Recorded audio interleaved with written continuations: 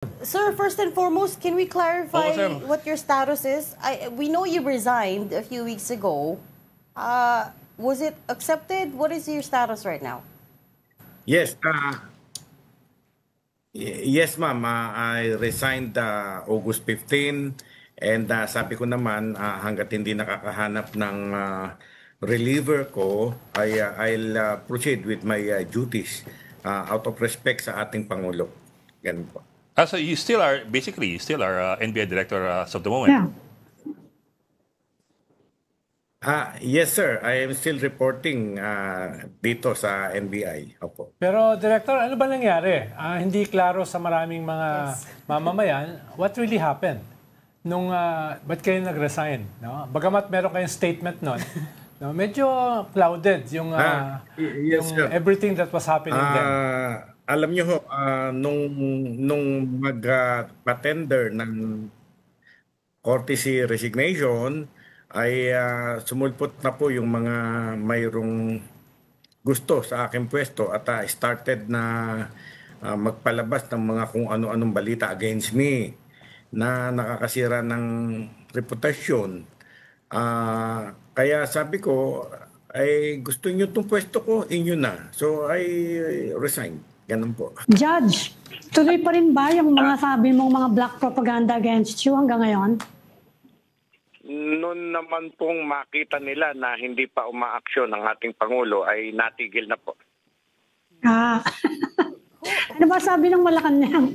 Hindi ka kinokontak? 1 month na yung ano mo Anong sabi ng Malacanang sa'yo ngayon? Si ES po ang nakausap ko. Sabi sa akin, hindi pa natatakel ang sa akin. Kaya stay put lang muna ako katulad ng sinabi ko sa sulat ko. Ganun po. Pero Director, kasi ganito po we're talking about you kanina. Sabi nga namin dati kayong sharpshooter sa SWAT, kumbaga tigasin kayo bago kayo maging judge.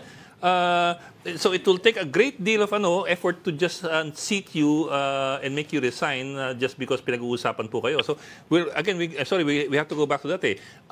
Ano po ba kaya yung naging trigger para kayo ay talagang mainis at bumitaw dahil that's something that seems to be so unusual for you? Actually po, yung mga alam naman po natin pagka ang kasinungalingan repeated lagi, baka maniwala na ang ating Pangulo. Ayokong mangyari yun. Pati mamamayan natin, nasa dyaryo po Nilalabas nila sa dyaryo, yun namang mga iba natin kasamahan, pinapatulan. Baka po ganon ang lumalabas sa dyaryo, ganon ang nagre-report kay Pangulo, ay maniwala na ang taong bayan, maniwala na si Pangulo. Kaya sinabi ko, tumigil na kayo, lalabas na lang ako. Ganun po. So, si Ami na naman may kasalanan. Oo nga. Hindi namin nilabas yun. Sinound out ka na ba? Kasi may mga kumakaalat din ngayon mga speculation lang, speculative reports na may ino-offer na naman daw bago sa yung position. Wala po yan. Hindi po Chismis totoo lang ba yan. yun? Chismis? Chismis lang po yun. Wala po. Chismis.